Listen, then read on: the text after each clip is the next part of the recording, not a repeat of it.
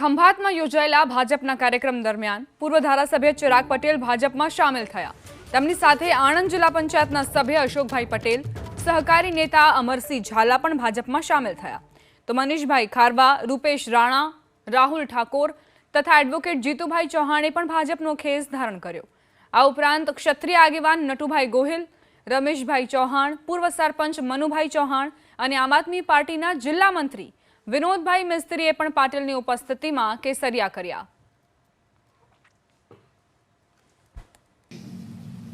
એ રામમય બની ગયો હોય ત્યારે ખંભાત એમાંથી બાકી ના રહી શકે અને ચિરાગ પણ ના રહી શકે અને એટલે ચિરાગભાઈ સામેથી આવ્યા। એમણે કહ્યું ધારાસભ્ય બનવું કોઈ નાની વાત નથી અને ધારાસભ્યમાંથી રાજીનામું આપી દેવું એના માટે તો કલેજું જોઈએ।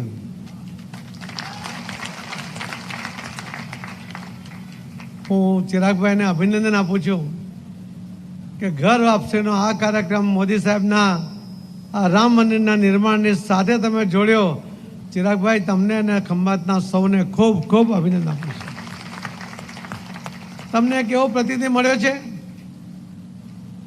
કે એણે વાત કરી તો ફક્ત વિકાસ માટેની માંગણી કરી કે પાણીનું કંઈ કરજો, કોઈ શરત નહીં, અને આજે પણ વિકાસની વાત કરતાં કરતાં એ ઘરઘરા થઈ ગયા।